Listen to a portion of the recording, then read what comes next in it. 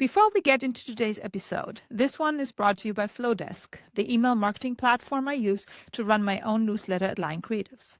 If you've been putting off starting an email list or you're on a platform that just isn't working for you, Flowdesk is worth a look. The templates are beautiful, it's easy to use, and it's built for small business owners. Get 25% off your first year at flowdesk.com/c/Line Creatives, but I'll make sure to drop the link in the show notes. But it really grew out of my desire to communicate to other writers, particularly people coming back to writing, that we are rigorous, but we also want to be kind. We want you to walk out of our sessions feeling encouraged and that you can do this, even if you don't have all the craft techniques, that we're here to support you and that we will help you through the process of whether it's writing 1,000 words or 1,500 or a book. But that there's a way that we can do this in a way that's kind, that doesn't have to feel like you're back in English class with somebody having the red pen all over your work. Welcome to This Might Get Creative, a Behind the Brand podcast by Line Creatives. I'm Svenja Line, and in each episode, I sit down with local business owners and entrepreneurs to share their stories, how they got started, what keeps them going, and what makes their business stand out.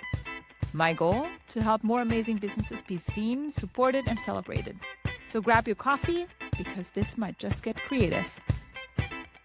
Welcome back to This Might Get Creative, the podcast where real business owners talk openly about what it actually takes to build something from scratch. I'm your host, Svenja Line, brand advisor and creative director at Line Creatives. And today I have two guests with me, which is always a good time. Diana Friedman and Valerie Berton are the co-founders of KindWrite Studio, a writing studio based out of the DC area that offers coaching, editing, and writing retreats. Diana has been coaching and teaching writers for years. Recently, she found a journal from when she was in her 20s, where she wrote that she wanted to someday run creative writing retreats. She's been doing exactly that in the Basque Pyrenees of Spain, the Pocono foothills in Pennsylvania, and the mountains of Maryland. Val spent decades working in government communications before bringing her editing and writing expertise into KindWrite. Together, they cover everything from helping someone write their first page to getting a finished manuscript ready for submission. Their retreats sell out, their clients stay, and they are in the middle of figuring out how to make the digital side of the business work as well as everything else already does. Diana, Val, welcome. Really glad to have you both here. Yeah. Thanks.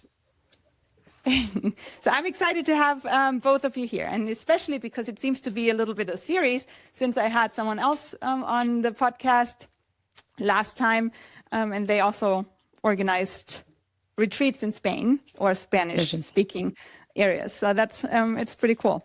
So before we get into all the questions and everything, let's start with how you even got to creating KindWrite Studios. And Diana, let's start with you. Let's start in 1987. How did that all come about? Yeah, we're going back in time. So so as you mentioned in the introduction, I think creating a writing retreat was something that I always wanted to do. And it came about because when I finished college, I started taking writing workshops. I've always been a writer. And when you get out of college, you want some support. And so you go to these workshops, and they were always filled with women. And I just remember coming home one day and saying, women have so many stories to tell, and it takes them so long to tell them. And I just want to be in a place where we can all be together in this relaxing environment and support each other as writers, because there is something that happens to women and their voices. You know, it's hard for us to hang on to them, especially when we become mothers and we have careers. And so how do we maintain that creativity? So that was, as you mentioned, the original spark for all of this. But 1987 was a long time ago. So there was a lot that happened in between there. But essentially, I have been writing and editing and teaching part-time all of that time. And I would say about 10 or 15 years ago, when my kids were older and I felt secure enough in my writing and teaching that I could leave my part-time job and really dedicate myself to this full-time, we started with retreats. And the first one was very fortuitous. It happened during COVID, during lockdown. I was in Spain, and there was a woman who was writing a book who had this beautiful retreat house about an hour from where I was. And somebody introduced us, and we got to be friendly. I wound up editing her book. She invited me out for lunch, and I walked into her house and I said, "Why are you not having writing retreats here?" And she said, we need to, would you like to do them? And I said, yes. And that was really where it started. It was almost a kind of fortuitous, it was a chance meeting. But I walked into that space and I thought, it's so inspiring and the views are incredible. And people step off the taxi when they get up there and they go, this is magical. It's really beautiful. So that was where they started. And then from there, they just kind of grew. We have a colleague here in Maryland who also built a retreat center, and she asked me to come lead retreats there. And then we have a third one we do in Pennsylvania that's a little bit more topic focused around working with our mothers, writing about our moms. And so that's how they grew. So. That's awesome. So your mother, as I understand, she was a writer as well. So you grew up with writers in the family. Mm-hmm. So that must have been a challenge. Yeah, so it was both a benefit and a challenge. My mom was a writer, so I grew up in a very writer-friendly household. I would come home from school and she would be sitting at the table with another writer, hunched over their manuscripts and editing. And she wrote a really interesting, diverse range of topics, from zoos to the police to women and to mushrooms even. So she always had something going on, to the ancient Maya in Mexico. She took us all to Mexico one summer for research for her book. So it was kind of an environment I grew up with. And a lot of her friends were writers. And my mom I later learned after she died and her friends started telling me this, but that she was kind of the hub for that neighborhood for writers. She was the one that brought women in to write, which I must have somehow absorbed that subconsciously because I didn't know that, but it's exactly what I do, which is kind of interesting, I thought. And yeah, she was a writer and my dad was a lawyer. So I would say most of my schooling was spent with the two of them. Not a single paper went out of that house without one of them having the red pen over it. But that's how you learn to write, right? It's just doing it over and over and over again. So, yes, yeah. And growing up with it, I think that's a huge benefit. Even if you look at it in all the arts, like if you have someone at home that does, I don't know. My mom was a jewelry designer, so I remember her drawing pieces that she then created with in the basement. We had this workshop. I mean, we had this jewelry store as well, but she created all these pieces by hand, and I just remember her beautiful drawings. That was more interesting to me than the actual piece in the end. She had all these pens, and I love pens. Right. So, yeah. Oh my God. Yeah, but these are just like fond memories that you have from childhood that you just then maybe turn into your own. You do. And you and I, when we talked the other day, and you mentioned that drawing comes much more easily to you than writing. And it's possibly because you spent that time just sketching or having a relationship to the art form that was not about the product. It was just about enjoying the process, which is, I think, what happened in my house. I mean, my mother did sweat over her books. There were a lot of tears and things around agents and getting dropped by publishers and all of that. But it really gave me a broad overview into the industry. And I also got to see the joy of it. There was one summer we had a house out on Long Island, and she had a bunch of writer friends, and they would spend every morning seeing who could write the most words. And then they would drop their typewriters and run to the beach and run in the water. And it was this very kind of celebratory way of addressing the art that I loved watching. I mean, it was really, I don't know, it was exciting. And it felt beautiful. like something I wanted to do. Yeah, it was really positive in many ways. And they would read each other their work, and they just loved inhabiting that identity as a writer, even though none of them were making any money. They were all doing other stuff, to make money, but they just loved their art so much. So it's beautiful. It's a beautiful story. But as far as I understood, so you're not just focusing on the retreats for KindWrite. You are also a coach, a writing coach for a specific target group.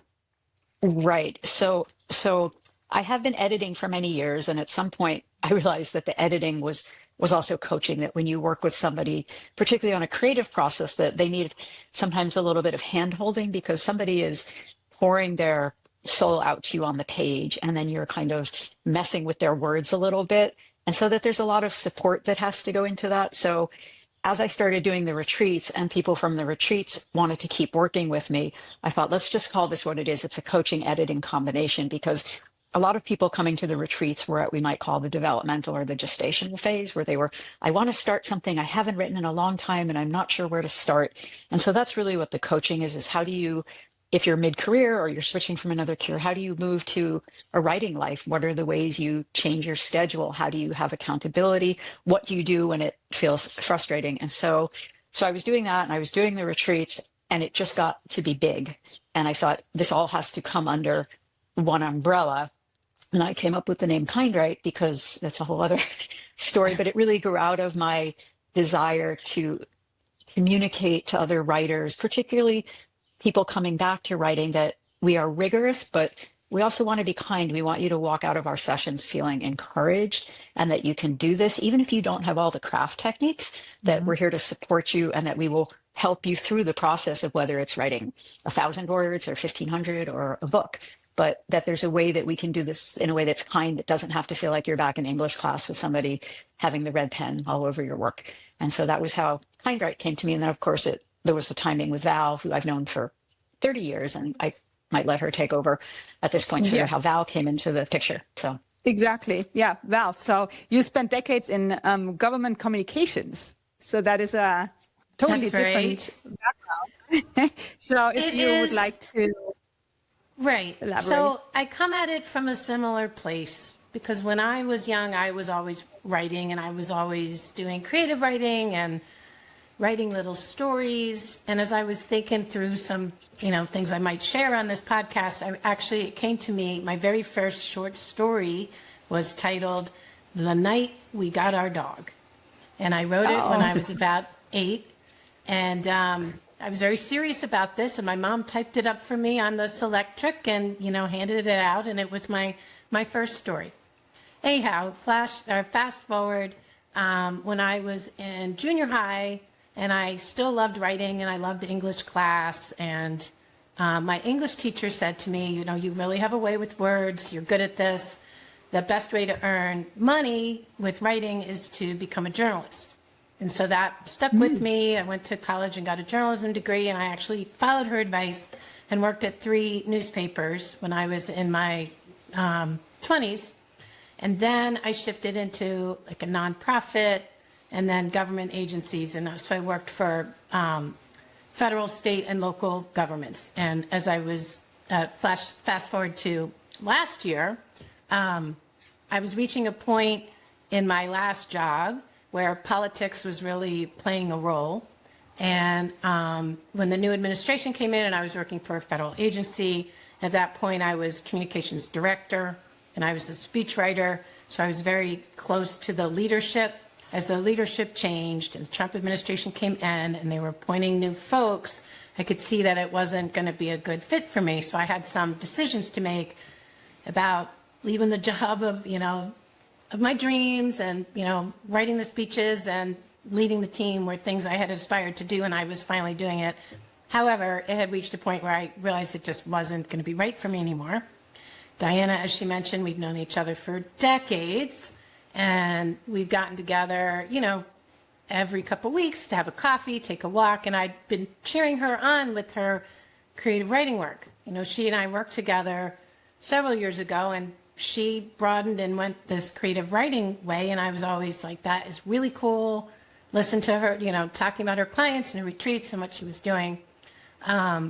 And so when she said, I'm thinking of expanding, maybe I could take on a partner, I'm at a crossroads, I was like, this might be just the right timing and the thing for me to come back to what I've always loved, which is the creative writing. And I love editing, and I really like helping people. Like Diana said, you work with folks who maybe lack a little confidence, need some fine tuning, need some pep talks, are really open to ideas, suggestions, and editing, and it becomes this great collaboration. Feels really good. That's beautiful. My daughter, she is really into writing, and the same situation, teacher told her that she has a way with words. And when I read it, I'm like, wow, this is really good. So she was writing these stories for a long time. And for a while, she also thought that she wanted to be a journalist for a while. It changed. Now it's forensics. And then it was also baking pastries. So we still have a long way to go. But I think that she could learn a lot from, just the coaching, just maybe even a retreat like that, because I think that would help her, even if it doesn't have to be a profession in the end, but just to be surrounded by other people that also are really good at it. I think that helps a lot. And Svenja, there are a lot of opportunities for young writers if she's interested on the side in maybe getting a story published or being involved in young people writing programs. We can talk to you about this. There's lots of opportunities for her if she's interested. Oh, definitely. She would probably be very interested in that, especially now. And I'm always confused with this, but now with Amazon, and I think the publishing part I think it got easier than it used to be, correct? Or am I wrong? I don't. Well, certainly self-publishing it's really easy now. Yeah, I mean, it's all automated and there's a whole system in place, and you can go through Amazon, you can go through Ingram Spark. There are a lot of different ways to do it. Yeah, so if you have something that you love and you want it out in the world and you want it as a book, and you can't even sell it on Amazon. So yeah, absolutely.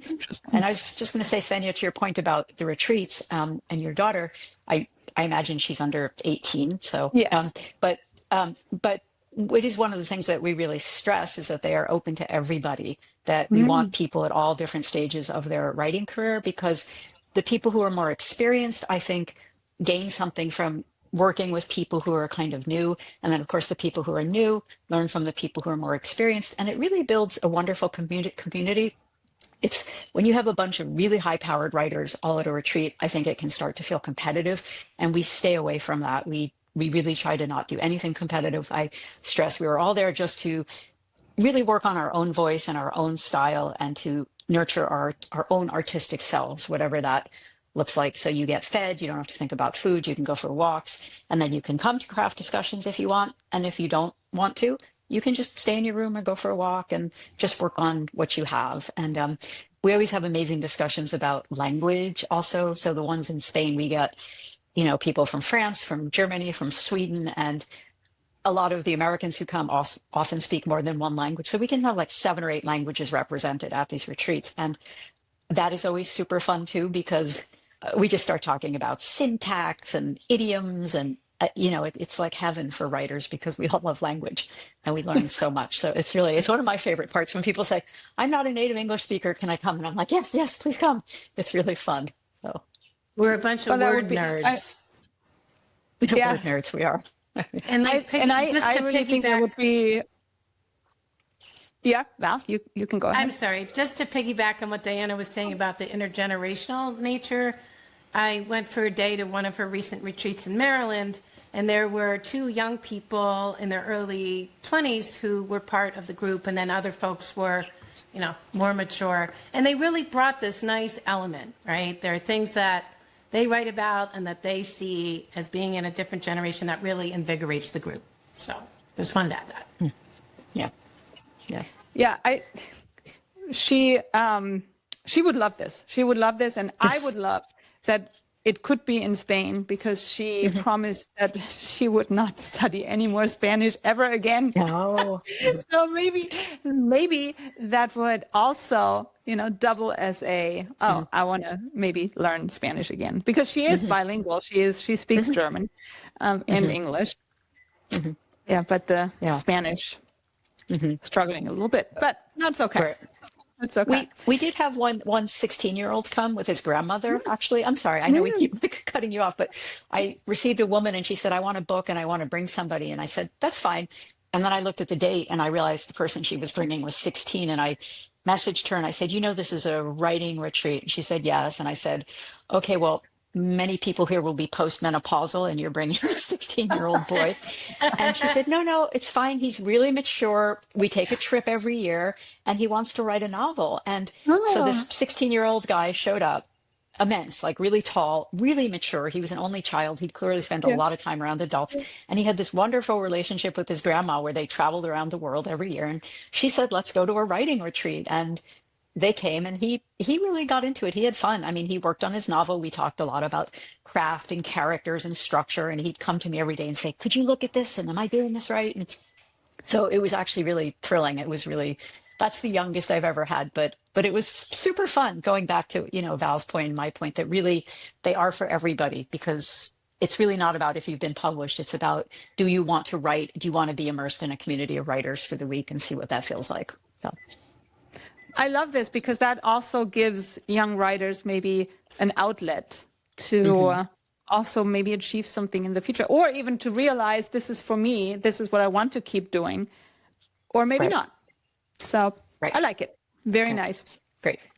So we've been talking about the retreats, but let's talk a little bit more because you have multiple retreats coming up and they're almost sold out. And so for someone who's never been to a writing retreat, and you mentioned it before, Diana, a little bit, but could you walk through the whole process of what you're doing, how a day looks like, how it's structured, and then also for someone who, let's say, someone who likes to write, but doesn't necessarily want to publish, how does that process look like? And then also on the other hand, how does it look like for someone who is ambitious and they know they can write, but they want to publish then in the end? Yeah. So we have had that whole range. We have had a number of published writers who come to the retreats. So they do come. So essentially the ones that we do in Maryland and Spain are pretty similar. Although I will say in Spain, because it's Spain, we leave things a little bit loose based on the weather and who's available when in the summer. It's hard to do a specific itinerary because you never know when the taxi driver is going to be available. He might have to go to a fiesta or something. But essentially what happens is people show up. We have a welcome the first night. And then depending on the length of the retreat, we generally do what we call generative sessions in the morning where we all get together if you want. And again, everything at my retreats is optional. So I have had some people who have just come and said, I just need a place to write and I want to be fed. And I'll see you at dinner, and that's fine. But most people come because they want to be in the community of writers. And so we do what are called generative prompts, where I give the group a prompt, and it can be anything really silly, like write about the worst pair of shoes you've ever owned, and why were they terrible? And the prompts are designed to get people thinking outside the box a little bit. Sometimes when writers give prompts, they're pretty standard, like you're in a room and there's a table and a 12-year-old cat, and this, like write a scene. And so I tend to use prompts that are a little bit more outside the box to just push people a little bit to kind of awaken their creativity and get them thinking in a way that they might not. We also play with form a lot. So at this last retreat up in at Zigbone in Maryland, I had them all work inside a poetic form. I said, I know you're not poets, but we're going to work inside a poem form. You can either do a sonnet, you can do like an AABB rhyme structure, a limerick, whatever you want, but let's just kind of enclose ourselves in that form and see what it does to the actual material. So that's what I mean by generative prompts. And then they have time during the day to write or go for a walk. And then there's lunches served, and lunch is always buffet because we don't want people to feel like it's a sit down where you have to be here from 12 to 1. I have been to retreats like that and I find it really disruptive. So it's all very fluid. And then we usually meet up again around 4 or 4:30 to work on craft. And so craft is things like setting and dialogue and characterization and structure or attention. It's all the bits and pieces that go into any sort of writing, whether it's an essay or memoir or a short story or a novel. And then that usually leads into some sort of appetizers and hors d'oeuvres and then dinner. And dinner can be about anything. Sometimes we talk about our writing and sometimes people just want to talk about other things. And that's essentially how it works at the retreats in Maryland. They're short, they're 5 days. And so it's a beautiful house. We don't leave the house. It's a farm and they can go for walks on the farm. But at the retreats in Spain, because people are coming from so far, we do some touring. We go to the village.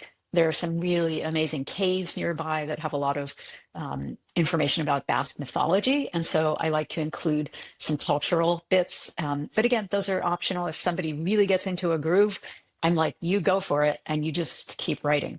So hopefully that answers your question, the first part of your question, which is about walk you through the day of what they look like.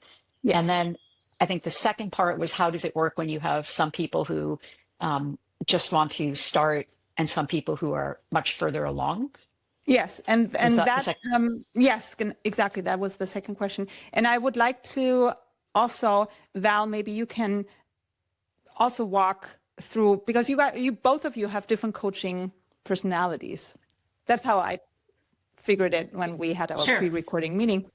So what is your method, your approach to, because I'm assuming that in those retreats, both of you are present, correct?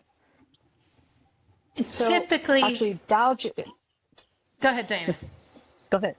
So Val just joined in with me about a year ago. So she has not actually been at the retreats yet. So we are working on integrating that, but we did do a retreat at Rehoboth. So that's something we're still working on. But go ahead, Val, if you want to talk about your approach, and then we can talk a little bit more about the retreats if you want and how we work there. Okay, sure. So when Diana invited me to join her in our new enterprise, KindWrite Studio, she said one piece that she thought really needed filling was the submission side of things. That there are a lot of writers out there, people of great skill, people with developing skills, great to work with them on editing and making telling their stories as best as possible. And then it gets to the point of what happens next. So there's a large group of folks who would love to see their stories published.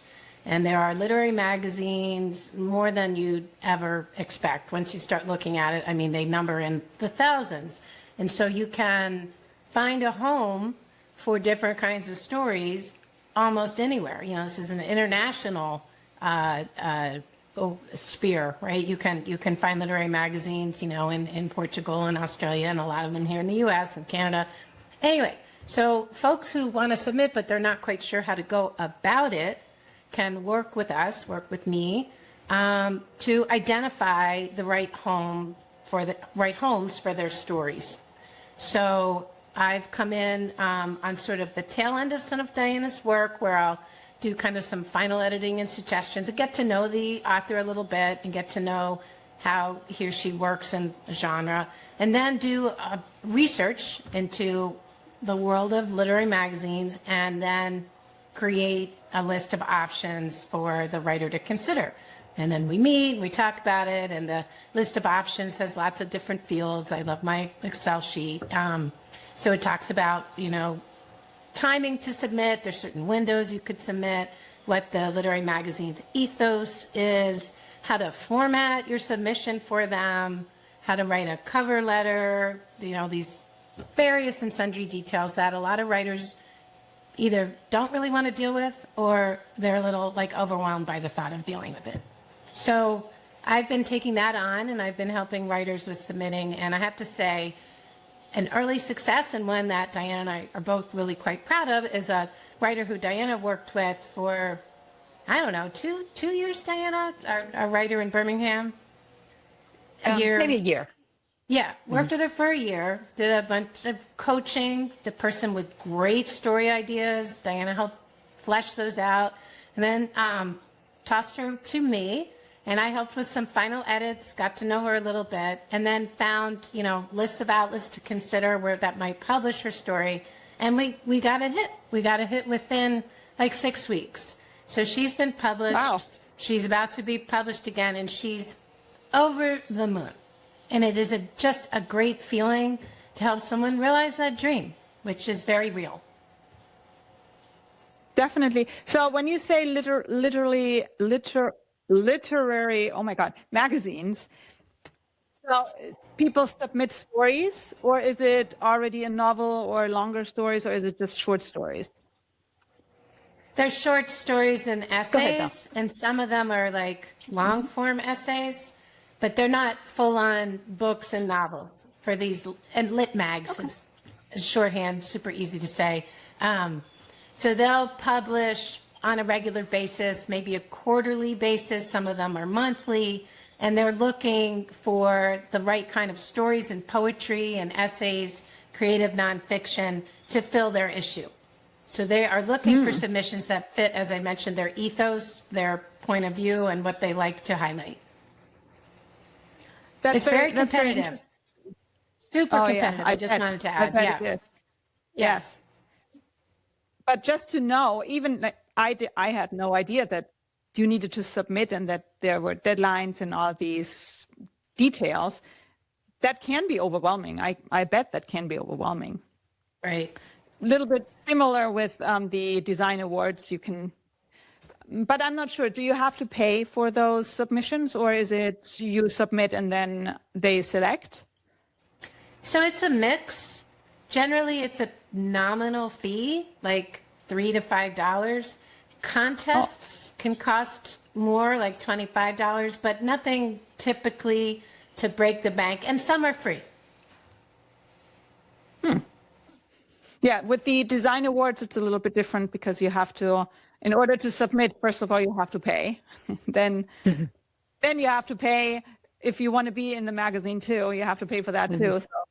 So it's all big money-making scheme. Yes. Yeah. But no, up I'm until glad recently, yeah. You can go ahead. I was going to say, up until recently, a lot of these literary magazines had funding from the NEA, the National Endowment for the Arts and Arts and Humanities, and all of that has been cut. So a lot of them are in tremendous crisis right now. And so submission fees are kind of a point of contention a little bit, because a lot of writers, if you're submitting to 10 different places, the same story, you can submit to different magazines, then that's $30 here and $30 there. And so for a lot of young people or students, it adds up really quickly. But having edited an anthology, which is coming out in the fall, I can also say that it is a tremendous amount of work on the back end to be putting a journal together. And there are costs associated with it, the advertising, the website, using the submission service. And so that's where the grant funding is really important. And I'm not sure how much people understand that connection between, why we have arts funding, but it's really to help fill in the gaps for literary and all kinds of artistic endeavors like that, because they're not money-making ventures for anybody. Yeah. Essentially. Yeah. Yeah. That's interesting. If you're a business owner and you've ever wondered why your brand isn't pulling its weight, I built something for you. It's called the Brand Audit Scorecard, and it's completely free. 10 questions, takes about 5 minutes, and it'll show you exactly where your brand is strong and where it's losing you clients. You can grab it at lioncreatives.com/brand audit scorecard, and the link is in the show notes. All right, let's get back to it. So, talking about different target groups and different people that you're working with, because it's different people, because you just said that it's, she's in the health field. That's what you said, right? Right. Your Healthcare. client that you're working with. Yes, healthcare. Yes. And then others are more into fiction and funny stories and different target groups. So let's go a little bit into your branding and your whole business story and who you would like to connect with. The logo, beautiful.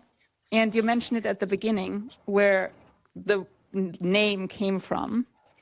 And I can see it in the way both of you talk and how you care about your clients and how you work with them and in the different fields.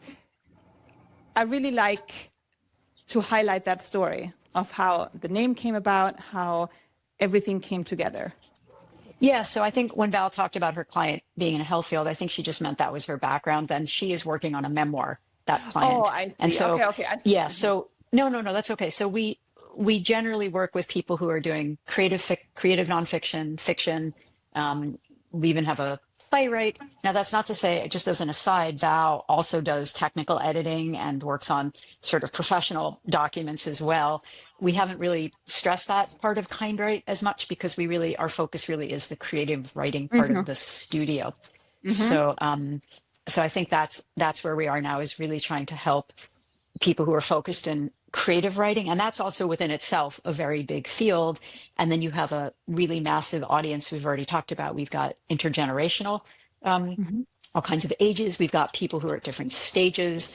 I really think that our target audience tends to be mid-career folks who have been at one point in love with their creative selves, and then life, as we say, gets in the way, whether it's the kids or the job or the family or taking care of a parent, or, we all need to support ourselves. And writing is a really hard way to do it. It's almost impossible these days. And we could talk about that for another hour on a podcast, how the writing industry has changed. When I grew up with my mom, it was actually possible to make money from books. And that whole model has been completely disrupted.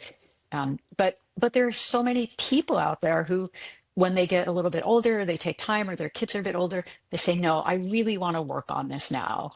And those are the people who we love because they're passionate and they've already got some of the skills. But even if they don't have skills, that's fine too. So I think that's really how it came together with Val and myself. And then, as she mentioned before, the other place that I saw the need was I would work with these clients and they would get to a point where they were finished and then just kind of give up, be like, oh, submission. You mean now I have to spend hours looking for a place that you're not going to tell me where to submit it? And I would say, no, that's hours upon hours of work. And that is part of the job of being a writer. And when you've worked so hard on something, to then turn off your, I guess it's your right brain, and go to your left brain to do the whole business of writing. And so I said to Val, I really think there's an opening here. And sure enough, I have 3 or 4 clients who immediately jumped on it and said, yes, I want to use Val. And at the retreats, when we hand out her materials, they all take them. And I'm going to call you, they say, when I finish that next piece. Because what do we want to do as writers? We want to write. We don't want to be like, the whole marketing thing is, it's not, it doesn't feel good. And because it is also so directly tied to rejection, right? Like in what field do you endeavor upon something knowing that you have a 1% chance of it getting accepted, which is the rate for literary magazines? And so there's so much emotional material that comes on top of that. And that's really part of what KindWrite is we want to take some of that pressure off of you to say, you know what, we will put the package together. We'll find you the places. When you get a rejection, call us and we'll say, it's okay, let's go to the next one and let's keep going. And explaining to new writers how that works, that rejection, being able to deal with rejection, is a part of this endeavor, certainly. So. And I love that you're taking the pressure from your clients, because I always relate it to the design and art, because it's kind of similar in a way. Mm-hmm. Yeah. Especially the rejection part. You spend so much time and so much effort and so much from your heart into one piece, and then having to submit it and then being scared of what comes back. I can totally relate. Yeah. Part of our jobs is being cheerleaders and champions for the people with whom we work. Diana and I really get to know our clients. It's not a transactional relationship. It becomes a real connection, I would say. People don't like rejection. It's in our nature, and it's unfortunately, and they say you have to send it out like maybe on average 20 times before you get a yes, and seeing the no land in your inbox, it's not a great feeling. And people, as I said, they don't like rejection, but then there's folks who it kind of hurts a little more than others. And so I like to, and I do this from a place of honesty, cheerlead along and encourage my folks to say, this really is a good story. This is. I wouldn't say it if it weren't. We've worked on it together. I think it's great. Someone else is going to think it's great. Just hang in there. We'll find a home for it. Yeah. And everything that we just talked about, everything that we discussed, that is your story. And because I remember what you put on the form when you submitted your application to be on the podcast, there was a question about how to translate who you are as a person onto the website. How can you bring the same feeling? And I think with what we did today, you really represent the name of your logo, the name of your business. Because you have so much kindness, and you make people feel welcomed, and you have such an amazing story, both of you, that is what that's your superpower. And that's what you have to translate onto your website, because that's what makes you special, and that's what makes you different from others. Because the story that you told me, or that you mentioned about the author that said, well, you're not good, you can just leave, you're wasting your time. I think that's not everybody's like that, of course, but I think it's common to get people like that, the tough love and all that. And right. You're not doing that. You're approaching your clients from a different angle. You really focus on their well-being, on their ideas, on growing them instead of shutting them down. And that's your superpower. And I think that that's what you have to put onto your website to connect with your audience. And I think then you also attract the people that might not have heard about you before, that just happened to land on your website, so that they can feel really who you are, what you do. You walk them through the process, you take the pressure off, and you make them feel welcomed. And I think that's a very important part that needs to be on your branding. Yeah, it's funny because we're writers. You would think you think it would be easy because we're writers, right? But it's we have been talking. Val and I had a strategic planning meeting yesterday, and we realized, like, when we meet people in person, our conversion rate is like really high. It's like 90 to 100%, but it's just not digitally, right? And that's really talking about the business a little bit, what we're struggling with. And I think we mentioned we ran this funnel, and we were so excited on Instagram, and we got thousands of views, and then like not a single conversion. And we were like, okay, conversion is the new skill we have to learn. And how do we do it in the digital environment? So we definitely know that. Yeah. So one advice that I can also give is, because you say that the personal connection converts right away.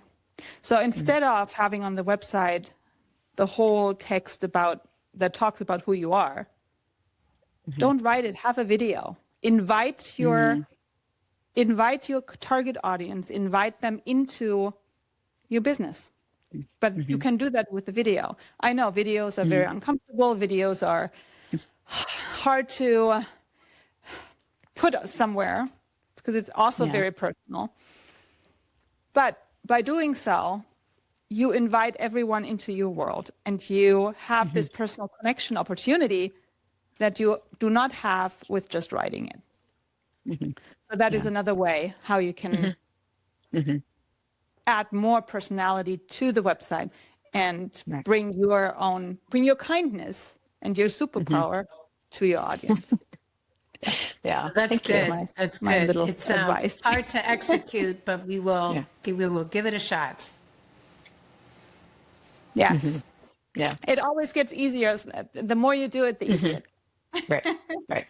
As writers, we're really accustomed to writing and being behind the screen, not in front of it. And this is something that we deal with a lot of writers as well. Even when they come out from behind the screen to a retreat and they decide to share their work. I mean, writers tend to be kind of introverted. And so video is like super scary. So that's why we're actually pushing ourselves to be on this podcast and to get out there and do videos. And we have made some awful videos. We put one up, and I asked a colleague we went out for breakfast, and I was like, what'd you think? She was like, I said it was boring, wasn't it? She said, yeah.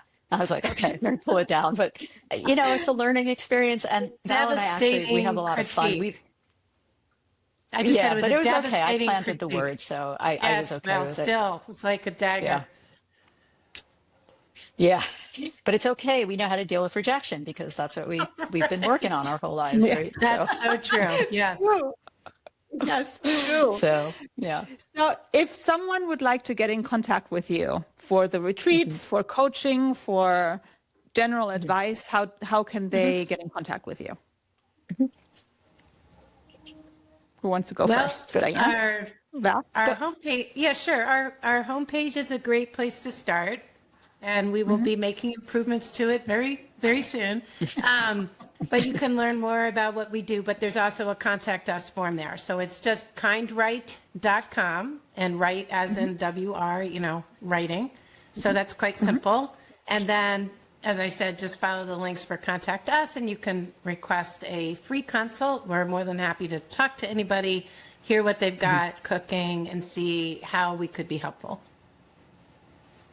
Okay. And social media too.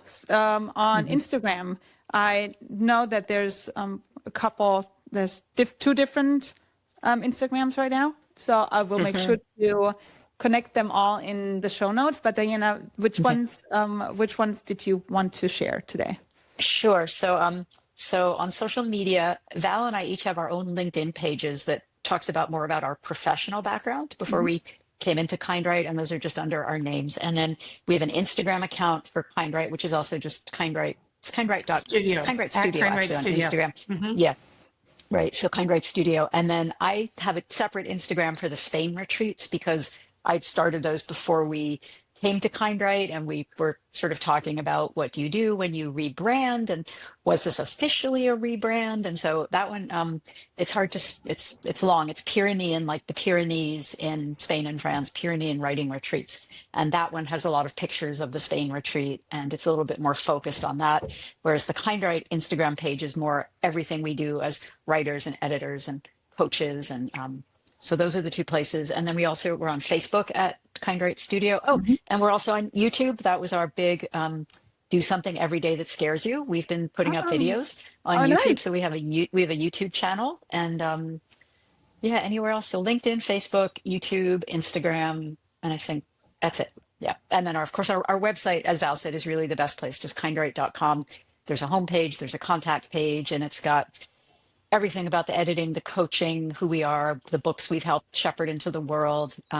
There's a retreat page there, which we still have to build out. That will take you to my website, which has all of the testimonials. So we're still in the process of moving things from Diana Friedman brand into KindWrite, because it's only been a year, but it's all there. All you have to do is like point and click, and you'll find it. Perfect. I will make sure to add all those links into the show notes. And I can't believe it's already 52 minutes. Time always flies. It's always amazing how fast everything goes. But thank you so much, both of you. And that was a really nice conversation, and I really love what you're building together. And if you want to learn more about KindWrite Studio, coaching, editing, retreats, make sure to head over to kindwrite.com. You can find all the information about the retreats, and also on Instagram. Make sure to link them in the show notes. Oh, Diana, Substack. You have a Substack. Oh, right. I forgot about that. Do you know? Yes. I had a client the other day, and she asked for a reference, and I totally, oh my God, my brain. Yeah. So I also have a Substack, which is called Under the Red Pen. And that's specifically for some of this audience that I was talking about, people who have grown up being, feeling wounded by too many red pens in their life. And I talk about, how do we overcome this? And I talk about my own personal experiences there a lot. Like, what do I do when I get rejected? I go out and have a drink, or I write curse words on a piece of paper for 20 minutes just to get it out of my body, especially if it's a piece I thought was great. So so I am on Substack at Under the Red Pen. Thank you for reminding me about that. I had it outlined in my notes here. Yeah. No, thank you. I will make sure to add this also into the show notes.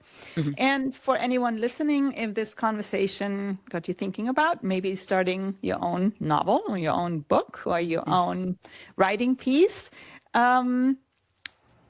or if you even need to think about your own brand, feel free to reach out to me, or reach out to Diana, reach out to Val. And if you like this episode, please make sure to comment and share and like away. And thank you so much for listening to This Might Get Creative. And I hope to see you soon. Yeah. Okay. Thank you, Svenja. Thank you so much. Thank you. Thanks for listening to This Might Get Creative, a Behind the Brand podcast by Lying Creatives. If you enjoyed this episode, follow the show and share it with someone who loves discovering local businesses and creative entrepreneurs. You can learn more about my work at lyingcreatives.com, or find me on Instagram, line.creatives, and LinkedIn at Lying Creatives. Until next time, keep showing up, keep creating, and keep getting seen.